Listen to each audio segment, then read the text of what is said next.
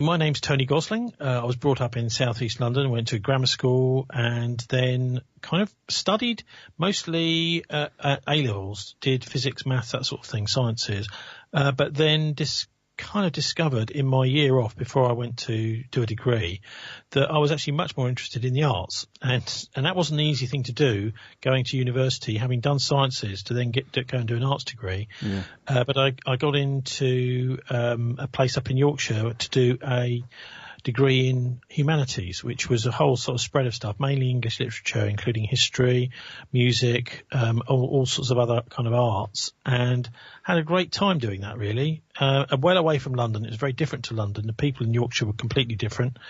I mean, I always described it as, well, in London, sometimes when, you talk to someone at a bus stop, they think you're crazy. In Yorkshire, if you didn't, they think you're crazy. Yeah. A completely different attitude, and much more well socialised society. London was extremely competitive, and there seemed to be a kind of cooperative spirit abroad in Yorkshire. I've been back up there recently, and it really is appalling to see the way that the towns in West Yorkshire, where I was, around Keighley and places like that, are so run down. I mean, literally nobody caring for the buildings, lots and lots of empty shops.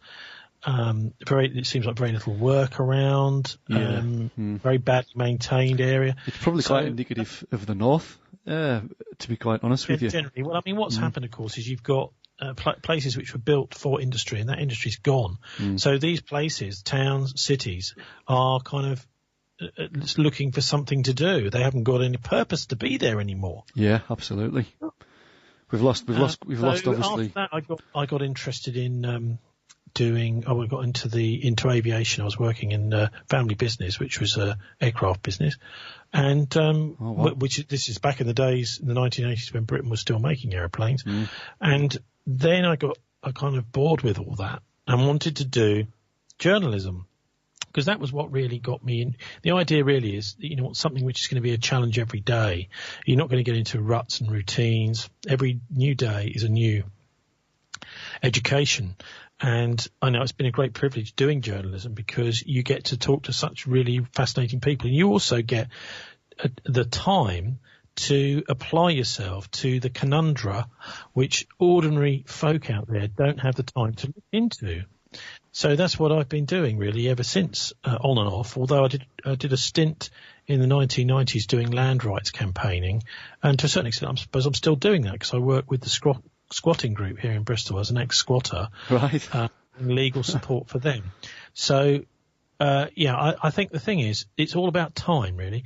We don't have the time to look into stuff deeply enough. And the mainstream media, the BBC, ITV, Channel 4, Sky, and the major national newspapers know that. We don't have the time to double check what they're telling us. I think one of the most fascinating recent examples of that is the JFK files release in the US. Yeah. Most newspapers covered something to do with it, gave a report, but I've only seen one, and that was the Daily Mirror, that mentioned the guy that really killed Kennedy, and that's a bloke called James Files. Now, if you take a couple of days of trawling around online and ordering up and buying books to find out about the Kennedy assassination, you would eventually most certainly come to the conclusion that the whole thing was an inside job, with the FBI involved, the CIA involved, and Lyndon Johnson, the vice president, involved, right, to get rid of Kennedy, because they wanted to pursue the Vietnam War and he did not. Yeah. And there were all sorts of other geostrategic and geopolitical things that Kennedy didn't want to do. He wanted to turn America back from a warmongering nation into a moral nation. And there were very, very powerful forces, including former Nazis around, who were brought into America, former SS officers that were brought into America. They didn't want that to happen. And so, yeah, it's interesting to see that so much of the nonsense which was talked about around that, it's just disinformation. What the mainstream press is doing on these really important issues, like the assassination of a US president, is simply diverting people in the wrong direction. Yeah, and of course, absolutely. Themselves understand that, I'm not sure. But certainly for anyone that's got the time to look into it, you can see that there has been a a kind of Nazi continuity network going on, which was funded from the missing goal after the Second World War and all the funds. Well, we'll get on to that in a sec. I just want to sort of build up to that point, actually. And obviously... Well, then I worked for the BBC for a while, which was an interesting experience. And I worked at Greater London Radio, which was one of the biggest radio stations in the country that wasn't actually a national station. In fact, it probably was the biggest. We had an enormous audience for the whole of London, millions of people. And, what we used to do is amazing things would happen. Like, I remember we got a phone call, which we put through to air, on one of the phone-ins, which was about a guy who it was one Christmas, probably 1990 or 89 that Christmas, or 91, where he'd lost his car had been stolen with loads of Christmas presents in it. So we thought, let's put this out on the radio. It just so happened that the guy who'd stolen his car was listening to GLR at the time and phoned us within about 5 minutes. We got a phone call from this guy saying it's me that stole the car. And, by the way, it's parked around the back of a tower block in such and such a place, and you'll find all the presents in the back. And, we then got a phone call about an hour and a half later from the guy saying, thank you very much, Greater London Radio, for finding my car where the police could. So we were able to do things like that. And I do see the media as a sort of the nervous system of humanity, and it is absolutely crucial that the people who are controlling and pulling the levers and strings at the mainstream press, particularly in broadcasting, are the sorts of people that you would be comfortable with in your kitchen or your living room, in your living space. And my experiences of having worked in mainstream press is that it's gone from a situation where most of the people who are working there, producers, managers, editors, reporters, etc., were actually quite personable types to what I describe now as a bunch of creeps. I mean, we're talking about, for example, Ian Katz, who's the editor of Newsnight.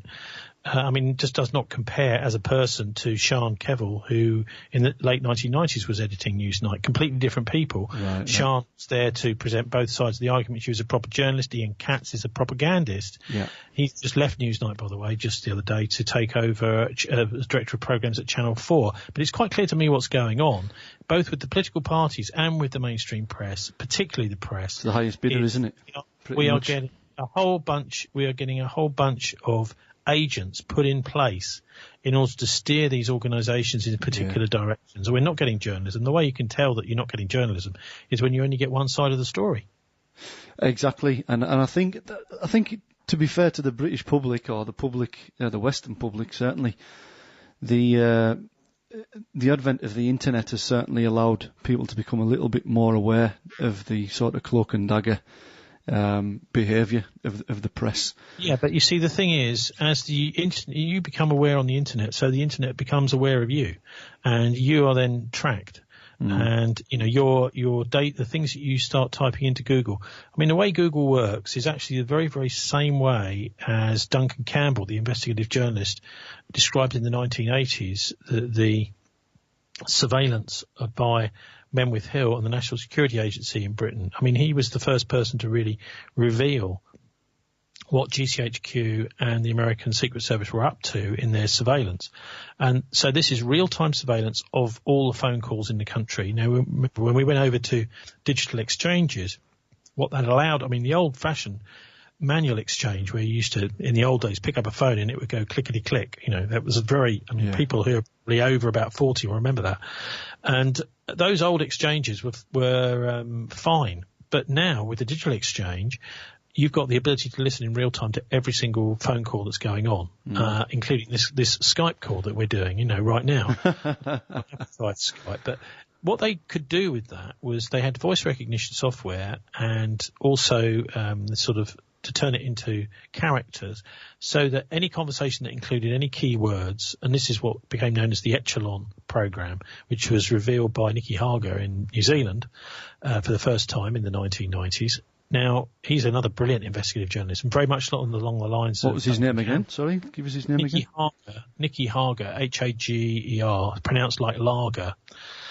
And what he was revealing with that was that the way it was all set up was the entire British phone network was linked in real time to computers in the US, which would be listening to everything everyone was saying all the time. And if a particular word was, it would be able to switch it through to the National Security Agency headquarters and over in the US, and someone would be able to live listen to you from their desktop monitor. So they would be able to kind of switch in, all right, here's the person, we're listening to the call now. So that would flag up certain conversations into the National Security Agency headquarters. Now, Google just works exactly the same.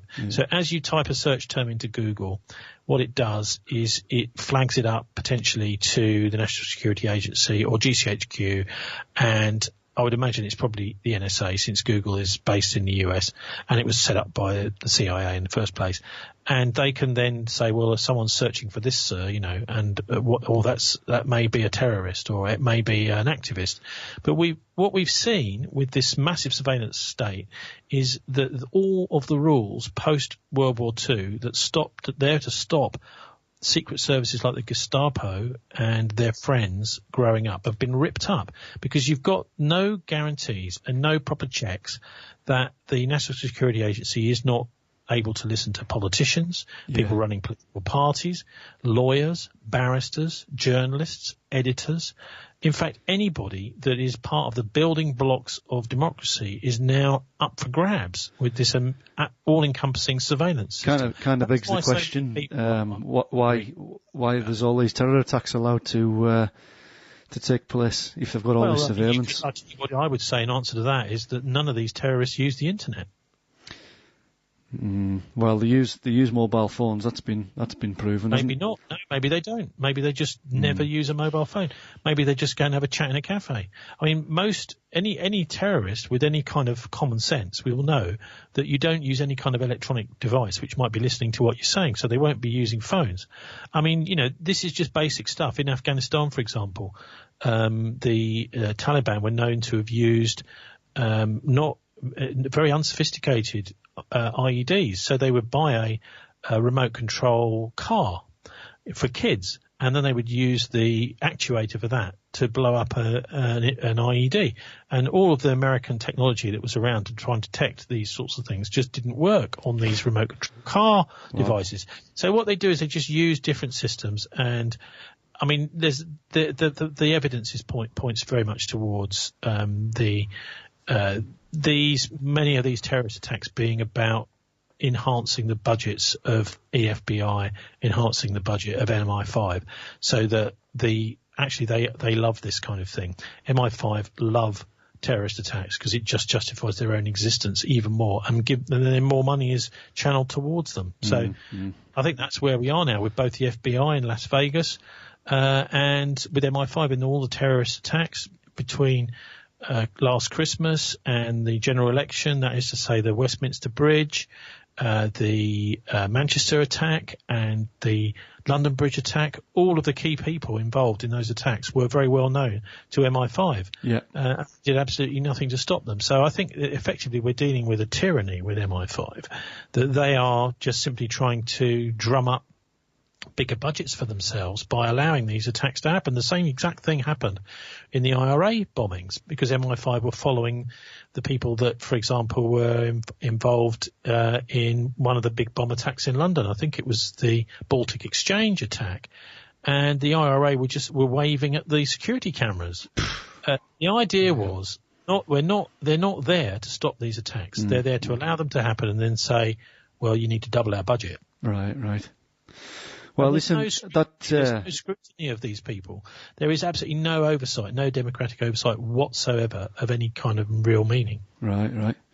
And I guess it's that sort of level of information you've just given me there, and you've obviously got a very you're very very skilled speaker. So that's why I wanted to get in touch with you about this the Nazis were never defeated. Following watching that, it sparked my imagination straight away. Yeah, I mean, I think we have to look at the whole Second World War. In fact, what I've seen it is a bit of a Russian doll, really. You look at it and you think, God, this guy Hitler, wasn't he crazy? And then you realise that actually there were forces that helped him. who were those forces? Well, one of the main powers was Switzerland. And, of course, just before that, Switzerland had been involved with Vladimir Lenin and was putting him in charge of Russia. So they sent Lenin from Switzerland to take over Russia and to bring about the Russian Revolution. Ah, okay. Right. So the Swiss bank, the Bank for International Settlements, was created at the end of the First World War in order to administer the reparations for the war. But it ended up providing all the foreign exchange for Hitler, providing him with a lot of money to do rebuilding and that sort of thing, and rearming. And so the Swiss, I think, are still involved now. I mean, there's a chap called Scott Bennett who was investigating terrorist financing before he was jailed over in the US for getting rather too close to the truth to show that the Saudi Arabians and the CIA were channeling money through Switzerland to ISIS. And sort of thing, I think, is fascinating to see how these patterns are echoed. But the main thing I've discovered, I think, about World War II was that you've got a group of people in the UK who seem to have been working behind the scenes with some of the top Nazis right the way from even before the war. Yeah. So they maybe even saw it as some kind of money-making exercise, which they would win the war and then they would be able to take a cut of the money. I mean, it does sound a cynical thing. I don't think Hitler just grew up by accident.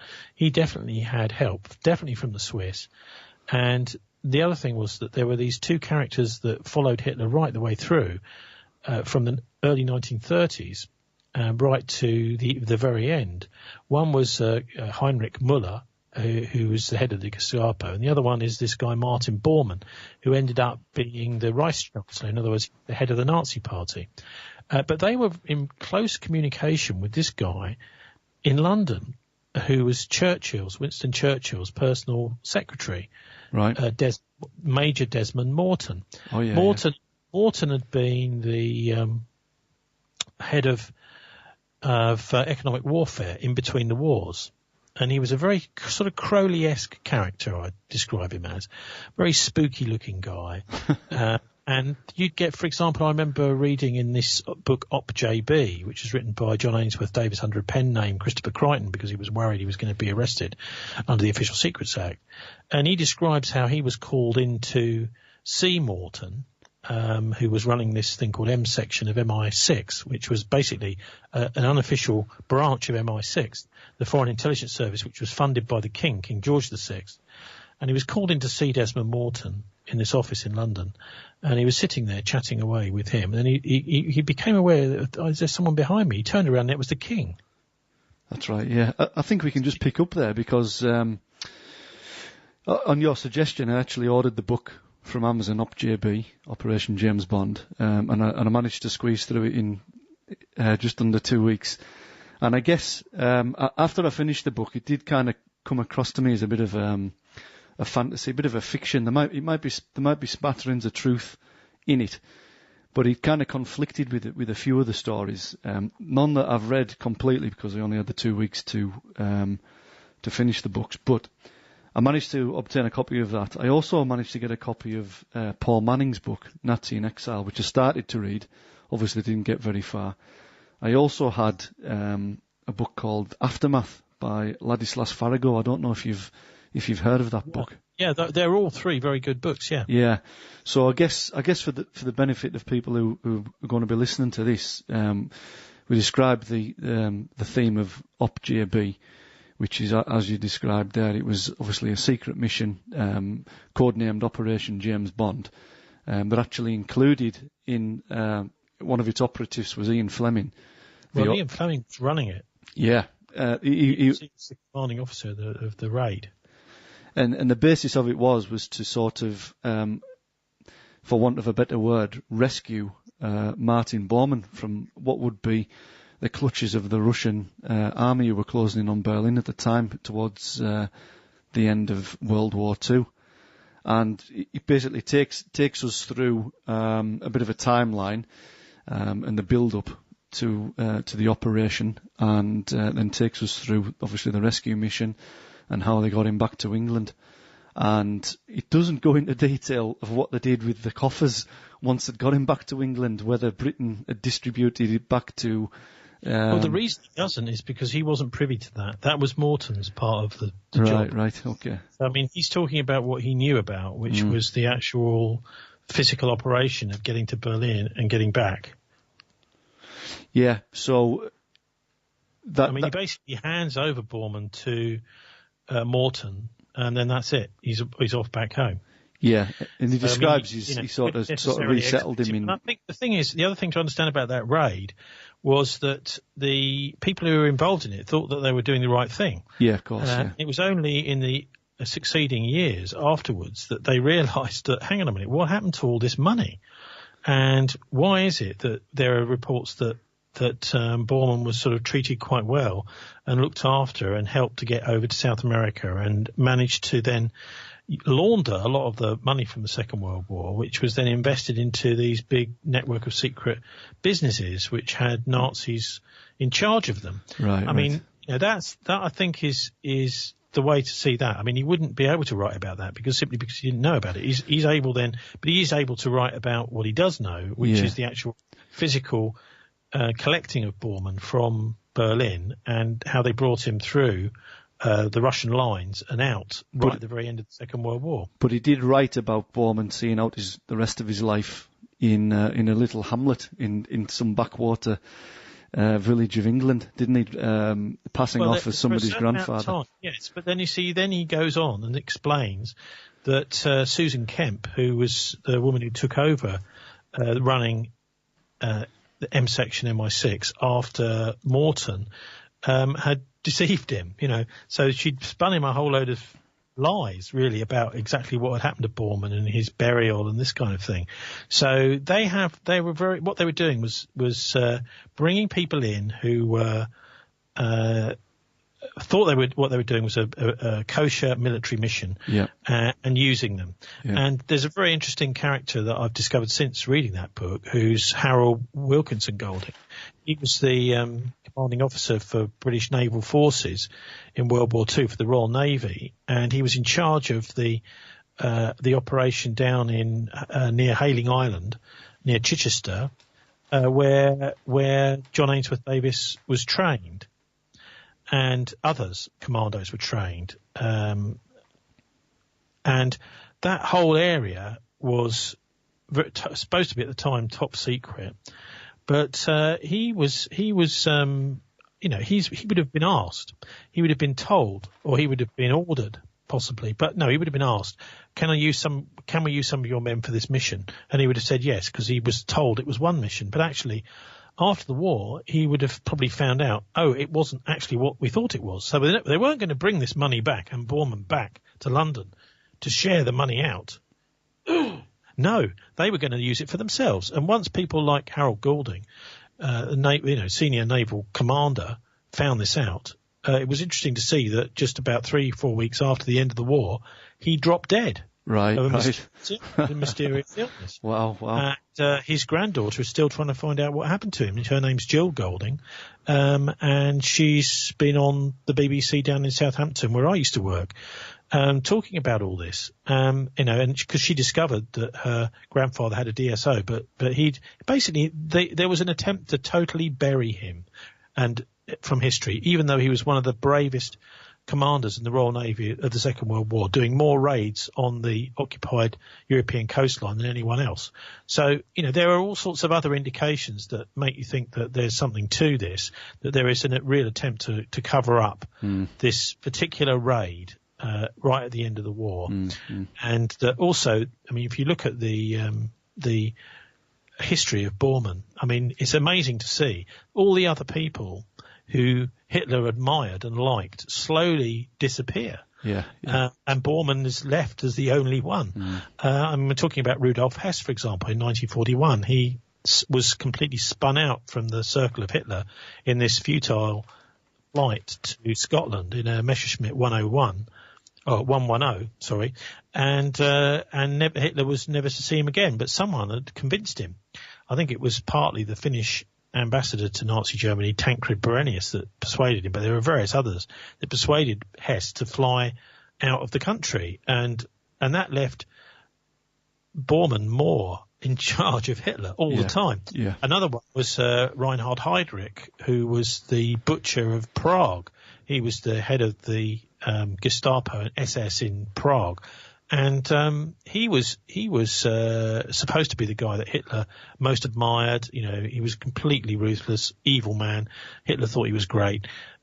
Suddenly, there was an assassination of him. The Special Operations Executive sent a bunch of Czech soldiers in exile and some others in to kill Heydrich. So all of the people Hitler liked during the war were slowly being sort of bumped off or spun out one by one until only Bormann was really left. And of course, if anyone looks into it, you can see that Hitler had I don't know how quite to put this politely, but strange, perverse habits sexually. And he had a relationship with his niece, Angela Raubal, in Munich in the early 1930s. And she was growing up. She was only a teenager when he first started this relationship with her. And when she got to, I think it was around about 20 or 21, she decided, look, I don't want nothing to do more with this Hitler guy. And she told him so. She said, look, I've had it with you, Adolf, you know, and I want to get myself a proper boyfriend that isn't into these strange sexual habits. And he shot her dead. So Jelly was shot, and there is very strong evidence of all of this. You can look it all up if you want. And you'll find that the people that helped get off of that murder charge were both Martin Bormann, who was in the Nazi Party, and a guy called Heinrich Müller, who was in the Munich police. They both manoeuvred to get a coroner's verdict of suicide. Yeah. I can't remember the story. From that moment onwards, Hitler is totally beholden to these two because they know all about his dirty past and he's being a murderer. And so, of course, if they're going to control him when it comes to the end game of World War II, they need to make sure, don't they, that that anyone else who's friendly with Hitler that he can trust or rely on in his close inner circle is out. Yeah. What he did. And I would even suggest that it may have been Bormann that shot and killed Hitler rather than him committing suicide right at the very end, because I don't imagine they wanted to leave anything to chance. Okay. That Hitler might have survived for a few years after the war and been, for example, at the Nuremberg trials, giving evidence about some of his connections with, the people that put him into power in the first place, the bankers, etc. Well, that's interesting because I wanted to touch on that point just at the end, I think.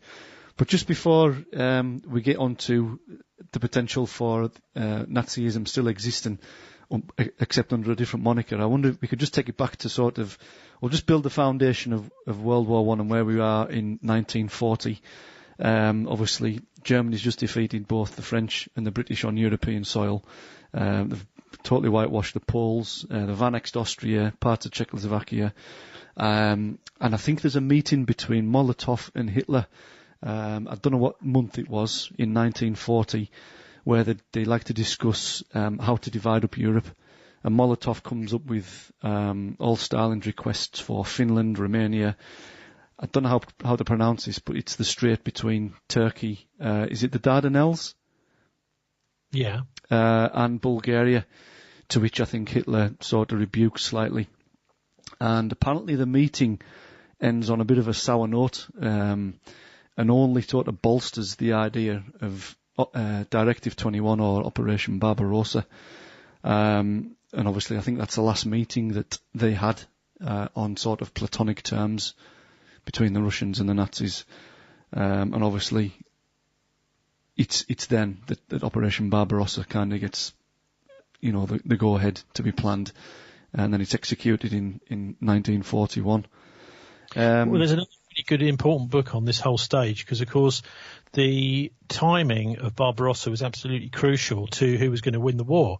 If Barbarossa in 1941 had been launched on the Eastern Front, that is the Nazi invasion of Russia or attack of the Soviet Union, had been launched a little bit earlier, then it might well have been possible for Stalingrad to have been taken and possibly Moscow to have been taken. Right. Before the winter came in. It was a really, really absolutely, and it's many historians overlook it, how important it was, the timing. And I was reading recently William Stevenson's book, which is the first time I picked it up even, which is shameful.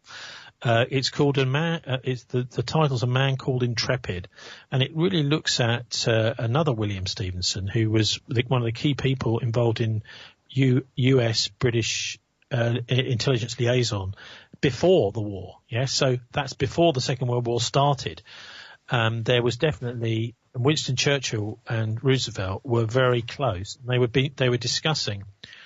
We've got to make sure that when this war breaks out, because both of them believed it would, that the British and the Americans are one step ahead of the game. And they even went to the extent in 1939, early 1939, before the war broke out, they'd set up a whole floor of the Rockefeller Center in New York as what they call BSC, which was British Security Coordination, apparently it was called, but it was based in New York, and it had offices in London and various other places, but they were all completely looked like civilians, so nobody would be able to tell that this was what was going on.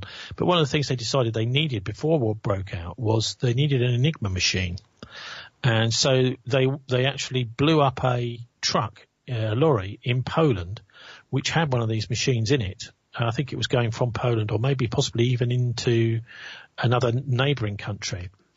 And they knew the machine was in there. And then what they did is they replaced it with some kind of false twisted metal thing that was made to look like the Enigma that had been in there.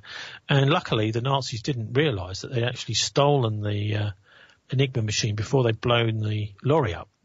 And so they managed to get this. I mean, this was absolutely key and crucial when they brought it to London, in beginning the process of making sure they could break all the Nazi codes before the war even started. And the Americans were involved in that. When it came through to 1941, when very few people, I mean, I asked this question to quite a lot of people, and I'll ask it to you. Who declared war on who? Was it Nazi Germany on America or America on Nazi Germany? No, it was Germany on America, wasn't it, after Pearl Harbor? Absolutely right. A lot of people don't realise that. I mean, I talk to people, they don't realise the Americans could not declare war on Germany because there was a very powerful pro-German lobby, pro-Nazi lobby, and it was called the America First Party, and they were saying, look, this has nothing to do with us, this war in Europe, nothing to do with us at all. It doesn't matter if these people are totally evil, we should just keep out of it all. And so it would be impossible for Roosevelt to get any kind of declaration of war through the democratic process in Congress. And so they had to sit there up in Rockefeller Towers thinking, how the hell are we going to get Hitler to declare war on us? Because that's the only way that we're going to be able to get into the war. Yep. They obviously realised that they were already helping the Brits in many ways through Atlantic convoys and things like that. But this was a serious problem. So what they did is they managed to get hold of a whole bunch of leaks that they knew that the Germans had got, true leaks about British and American cooperation. So the things that the Americans had been doing to help the Brits, even though they weren't officially involved in the war. And that what they do is that they also peppered this list through with some complete fictions about, we're doing this to help them. We're secretly giving them all this ammunition. We're secretly giving them all these planes. We're secretly giving them this, and there was a whole list of complete fiction involved in this leak. And what they did is they leaked that list to some agent in South America they knew was working for the Nazis. Yeah. It was wired straight back to Hitler. Hitler saw this thing. He saw that, we know about that. We know about that. We didn't know about this. And he flew into a rage and declared war on America. So that was the way that the Americans actually tricked Hitler into declaring war on them. I mean, there was this sort of stuff is not very well known about, but it's an extremely important part. Psychology is an extremely important part, even of modern warfare. If you go to the website, the Saker's website, it's thesaker.is or vineyardsaker.wordpress.com, I think and he's a former military advisor to the United Nations. He explains that nowadays even more warfare is psychological. He reckons 80% of warfare is psychological and only 15% is economic and the final 5% is fighting. Mm-hmm. So warfare now is mostly waged through the mainstream press, through the mainstream media. And so the way that actually works nowadays is 90%, well, 95% of what you see on the BBC is true, but the crucial 5% are lies. Mm-hmm. And these are strategic lies. These are psychological warfare lies. And the target is the general public. It is amazing, and obviously you can see it going on all the time between North Korea, China, the US, and Russia at the moment. There's a lot of tension. I think what you've got a big kind of US and its allies. There's this fascinating map, the non-integrating gap countries map, where you can see these various countries who are part of this big.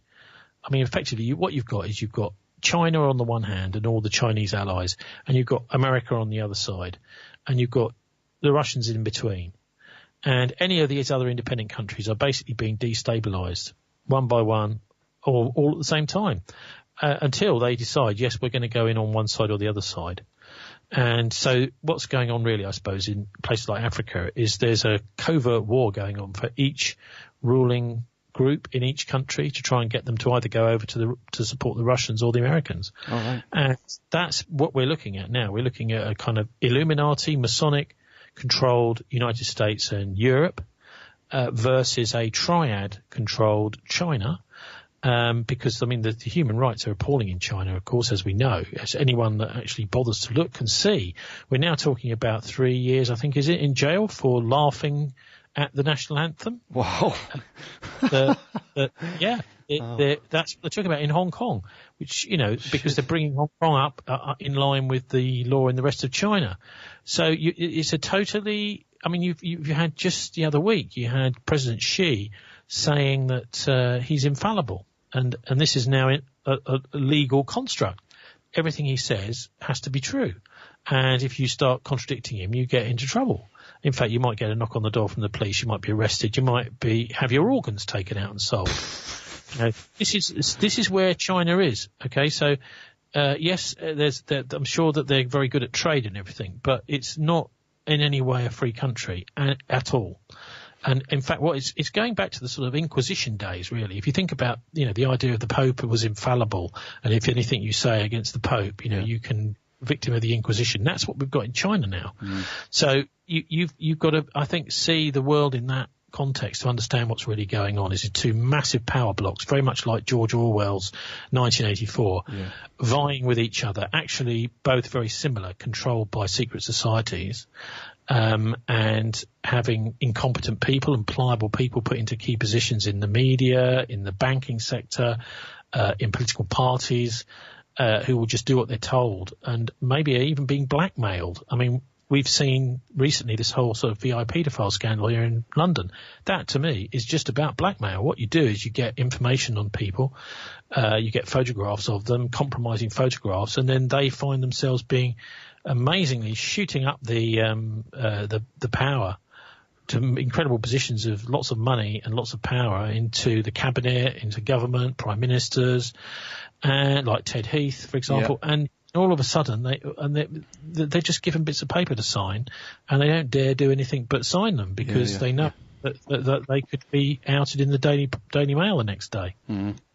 All right, cool. Well, look, I think just I know you're short on time, mate. I noticed it's 10 to 10 there, so we'll just quickly get back on track for this for the sort of Nazi in exile theme that we were talking about.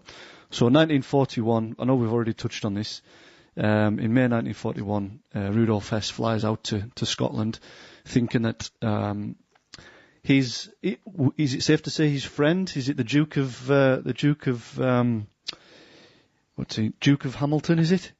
He thought he could barter a peace deal. Well, he's been conned. He's been conned. He's convinced that there is a strong enough pro-Nazi faction in Britain. But I mean, of course, there was a strong pro-Nazi faction. In fact, the King, Edward VIII, was a Nazi. Yeah.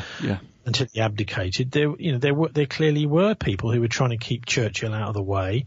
Keep him off the BBC in the late 1930s before he became Prime Minister. And that whole business was, I think, just, simple, very, very pure and simple, get him out of the way. Because we want Bormann to be the one who's controlling Hitler. We don't want any of his friends around. Right, okay. I think there was sort of an underlying theme. I think it's the real reason. Right, and also, okay. If anyone that looks into Hess will see that he was murdered. He was killed. He didn't commit suicide. Even his family said when he died, and in fact, funnily enough, just before the Berlin Wall came down, which would have been very inconvenient if he'd managed to live through that, it was just like literally, I think, 6 months or so before the fall of the Berlin Wall, because Hess had been in Spandau jail on his own for decades. And they didn't want him to speak to anyone, hardly to his family. And I think there are things that he knew about the early days of the Nazi Party, the rise of Bormann, and other people who were really running Hitler. I mean, think about Stalingrad, the effect that would have had once you realise anyone with any brains in the Nazi Party and in the Wehrmacht, yes, would have realised that after Stalingrad they'd lost the war. In fact, Hitler did no more of his big speeches after Stalingrad. Right. And that point was crucial. And one of the other things which is in the book by William Stevenson, A Man Called Intrepid, is the way that the Americans were working with the British. In fact, it was Bill Donovan, who appears in the OpJB book as well later on in the war, who went into Yugoslavia just before Barbarossa, because he knew that Hitler had a very, very simple job in occupying Yugoslavia, because most of the top people in Yugoslavia were pro-Nazi. And so he wasn't going to have much trouble. So Bill Stevenson went into there to warn loads of people, look, they're about to invade. All these people are Nazi collaborators, and several of them were killed. And they had what Stevenson did is he made, when the Nazis did invade Yugoslavia, it was an absolute nightmare for them. So rather than taking a few weeks, it took months. And this is one of the things that delayed the start of Barbarossa, so that Hitler lost the war. So anyway, so that's just another thing that very few people can see. In fact, even some people in Yugoslavia don't know about that. Yeah, it's a beautiful that nugget of we information. Had 800,000 partisans. If you could imagine that in Yugoslavia under Tito, were basically living in the woods, living off slivers of tin, and sabotaging.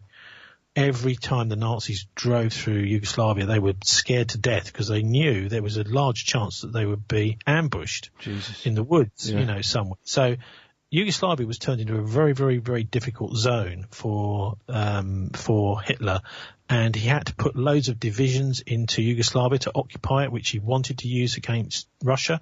So it was Bill Donovan's trip there early in 1941 was one of the most important trips of the Second World War that meant that Hitler militarily lost. Although, of course, in many ways, the Nazi Party won because they kept the money. I mean, many of the people involved from that, if you've seen the Paul Manning book, the money was spirited away in bank accounts mainly in Switzerland. But the guy with the keys to the billions of dollars worth or pounds worth of Deutschmarks worth of gold and other securities that the Nazis had looted was Martin Bormann, and he was the man.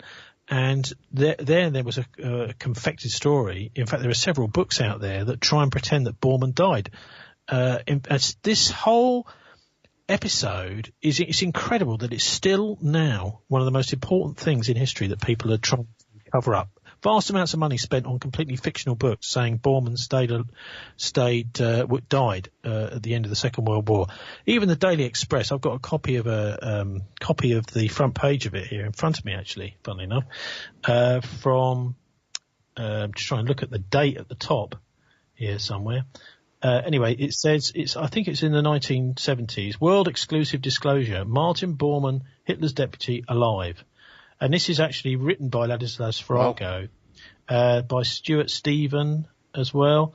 They had discovered that he was being kind of covered up for over in South America, and the reason I say that is because there was Jewish collusion. I should really not say Jewish. I should say Zionist collusion. Yeah.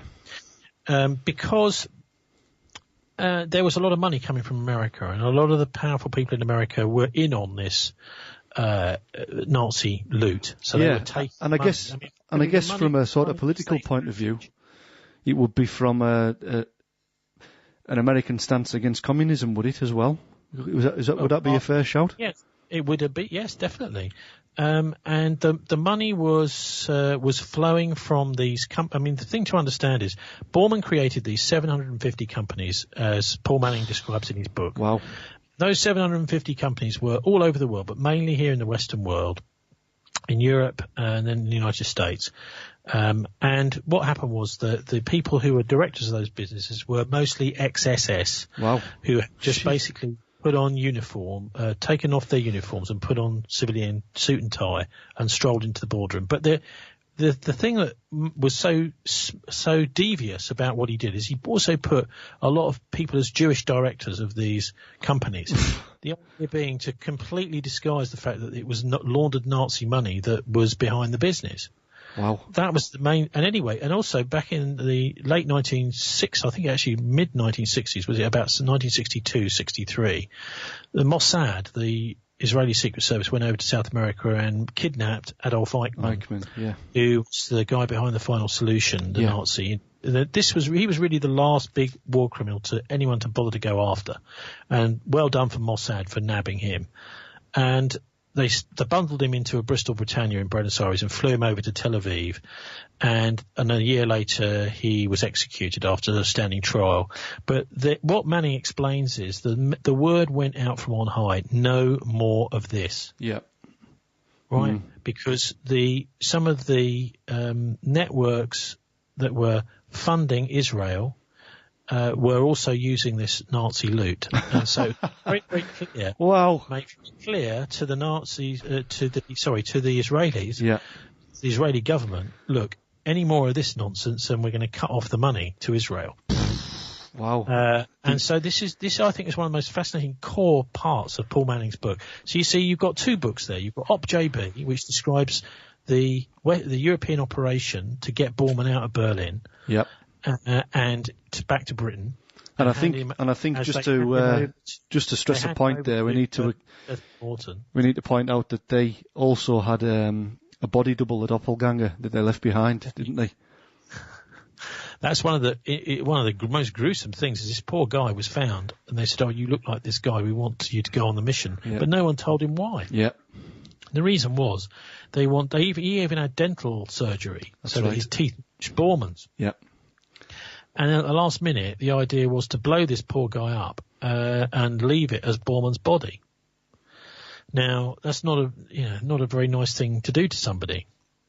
And what John Ainsworth Davis describes is that he was just killed by a shell fired from a tank. Yeah, that's right. Yeah, Russian tank. Yeah. It might just be that they didn't really want to say, yes, we killed him, but that's if anyone ever says to you, you look like someone else, will you come on this mission? I think don't do it. Very, very aware that they might be just killed and their body used as a substitute for that person. Anyway, so that you're absolutely right. That was part of the operation. I think the other thing to understand is how important it was that Ian Fleming was involved in all of this, because as the guy that wrote the Bond novels, he was very, very much in the know. He was working for naval intelligence. He was actually in charge of this mission. And the reason why he was, I think, after the war, he hit the bottle. If you read his biography, you'll find that Fleming just started drinking. There's another guy that did as well, Boy Browning, who was the commander at Arnhem, hit the bottle. But, I mean, they were for different reasons, really. Browning, because he had been such a total coward and an idiot and completely lost. He was in charge of the mission that was supposed to end the war by Christmas 1944, and he just started tooling around that whole part of the world in his little Jeep, taking photographs for the British newspapers and having nice slap-up meals. And he was supposed to be the general in charge of the operation. And it all went horribly wrong. He also blamed the Poles, which was a hideous thing to do because it was his fault, not the Poles' fault that it had gone wrong. Anyway, so that's a bit of a distraction. But Arnhem is very important in that it was the same location as the British were smashed to pieces at Arnhem, where they held the first Bilderberg conferences in 1954, 10 years after the battle there.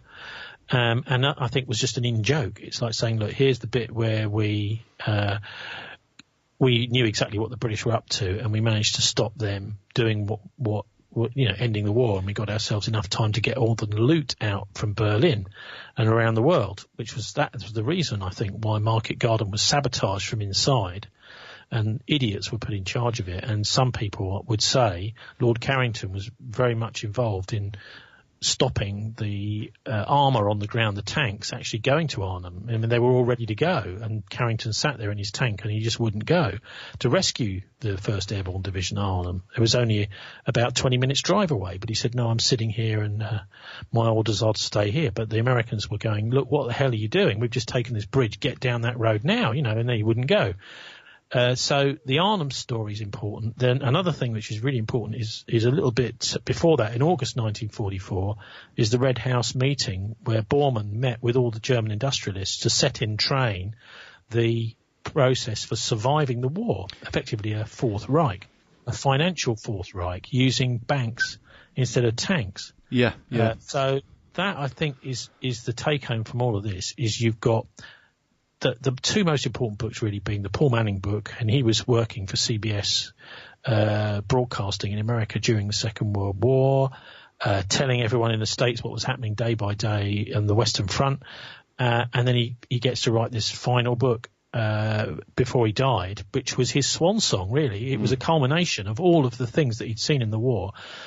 And as journalists, we are the only person that can see this thing. We have a very privileged position, and Manning was in that position to see that there was a much bigger game going on, and that actually the Allies, as soon as the war had finished, were immediately cooperating with the Nazis.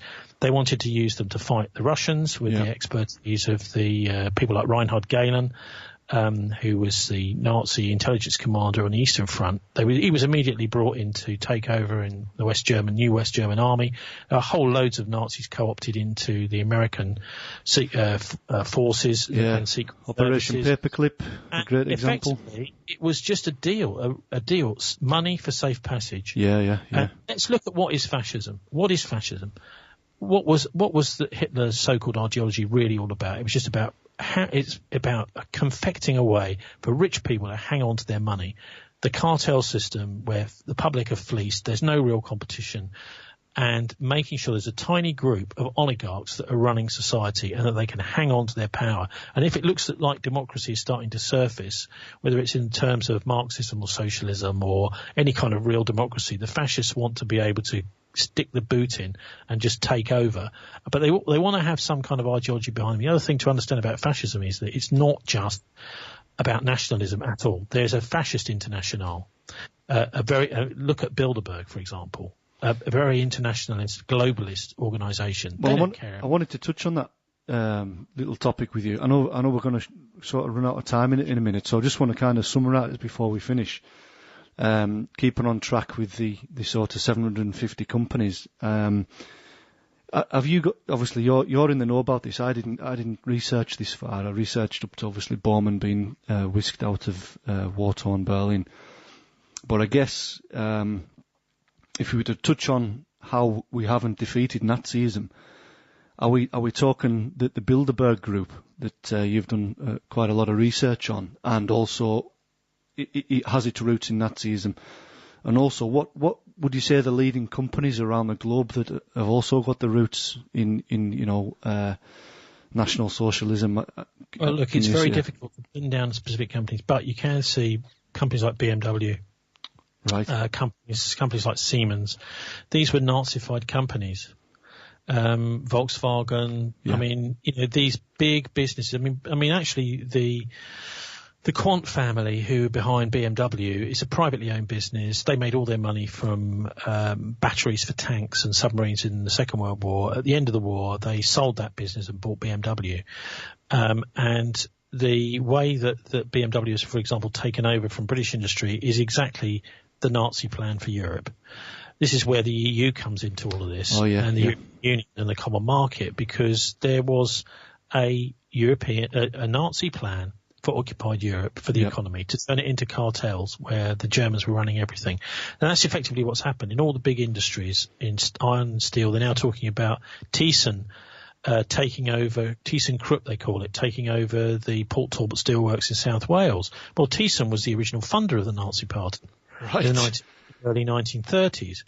And I think this is where we are now, is you've got all the big heavy industry is controlled and run from Germany, and many of the people are very good people who are working in it. But what they don't understand is that this is a kind of industrial tyranny, where you have one place which is commanding everything. I mean, even the new stations that have been built, some of them in this country, railway stations, it's all built with German steel, German expertise. Don't tell me we can't do these things, and don't tell me that there's any kind of fair competition. There isn't. The cartel system works as follows. You get a bunch of companies that are part of the cartel. Whoever wins a big contract shares the work amongst the cartel.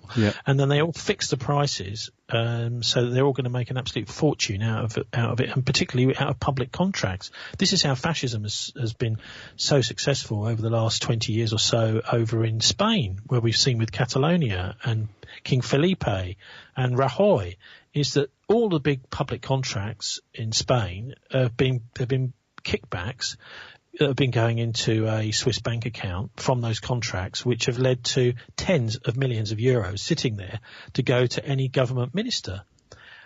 So this is what there's a corruption scandal, the Gürtel scandal going on in Spain at the moment, where all the good judges have been kicked out. So there won't be any proper prosecutions of the ruling fascist party. I mean, I think you can call the People's Party a fascist party. It's Franco's party, Rajoy's party, Felipe's party. And, this is why they're doing what they're doing to Catalonia, is because they are in control. They're not interested in listening to the people. They might use the press to try and pretend they are, but, they're just not going to accept people doing what they want. And that's, I think, the same sort of thing as we saw in the Nazi plans for occupied Europe. So in a way, the common market and the European Union were the culmination of the Nazis' plans that they developed during the Second World War. That's why I think it's fair to say that there has been this kind of Fourth Reich. Also very clear to see the way that companies and businesses and countries are being taken over. It's by using a fraudulent banking system. HSBC, these big banks are just purchasing. They're not demolishing with tanks and shells.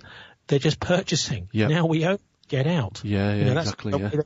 So you've got a financial warfare that's been going on. And in fact, you can trace a lot of this stuff back to, as I said right at the start, Major Desmond Morton, who was the King's own personal psychological warfare officer, this Crowley-esque figure in the interwar years doing psychological warfare. And then turning into this guy who's running this kind of King's private MI6 raid service at the end of the war. And that, I think, is the way to understand these. There's little tiny amounts. I mean, for example, the Bilderbergs you mentioned, quite clear and obvious. The Bilderbergs rewarded people that helped the Nazis in Operation Market Garden in Arnhem by giving them jobs at Bilderberg. What's his name? Prince Bernhard of the Netherlands. He was the liaison officer, the Dutch liaison officer that betrayed the plans of Arnhem through a guy called King Kong, Christian Lindemans, his agent, so-called agent that went to talk to the Dutch underground a few days before Arnhem. Actually didn't go and talk to the Dutch underground. He went straight to the Abwehr, which is the German army intelligence, and gave them the plans. So Bernhard was rewarded afterwards being the chairman of the Bilderberg conferences for 20 years until he was kicked out after a bribe of $1 million from Lockheed was discovered by a chambermaid in a hotel and published in Holland. And so then he was kicked out. But then Carrington took over, who was another one involved in Operation Market Garden, sitting in his Grenadier Guards tank and refusing to go and help the dying Brits at the bridge at Arnhem. So I think that there is a sort of continuity here between people who there's evidence, an evidence trail, I think is probably the best way to put it, where you can see crooked people through the decades have been massively rewarded. And at the Second World War, I mean, you could even go back and look as far as the letter in the 1800s from Albert Pike, which talks about various Freemason, 33 degree. Yeah. And a plan for these various world wars to cause such cataclysm. Wow. That people around the world clamour for a one world government, for a globalist setup. Now imagine what that would be. be like. The Illuminati. That goes right to the root of conspiracy theories, doesn't it, I guess? Well, the Illuminati definitely factual historically. It was a big scandal late 1700s. I mentioned them before. They emerged about the same time as the Triads in China. So you do wonder if there was a big plan being sort of foisted out at that point, And I think also to understand that who is it that ends up in these positions of power? It's generally people who are quite insecure, who feel that they've got to, in order to make their lives worthwhile, they've got to get some sort of massive amount of power. And that, I think, is quite sad, really, that people feel they've got to do that in order to make their lives worth living. And if they find that, of course, that power is tainted, all they can do is make things worse. All they can do is kill, start wars nowadays anyway, and there's very little room for anyone that's actually trying to make the world a better place in those highest positions. Apart from, I would suggest, the Kremlin seem to be playing a very, very moral role in doing what the United Nations is failing to do, in other words, to basically put a great big brick wall in front of the war on terrorism that the Americans and the Israelis and the Brits have so fraudulently got behind. Yeah. These bomb attacks that happen in domestic countries that are then blamed on fuzzy wuzzies, where actually they're plotted and planned by our own intelligence services who are completely unaccountable and making loads of money out of this little game. And, I mean, where does this end? This is the question, isn't it? I mean, I think we're going to end up with some sort of police state. It's already been put in place. Yeah, 1984, mate, isn't it? It's all coming true, yeah. This kind of world. And I just think we need to be, first of all, aware that this is going on, in order to take some action. But, of course, the mainstream press is just simply not going to tell us about this, at least for the time being. Yeah, and reading a big, thick book is too much hard work for most people.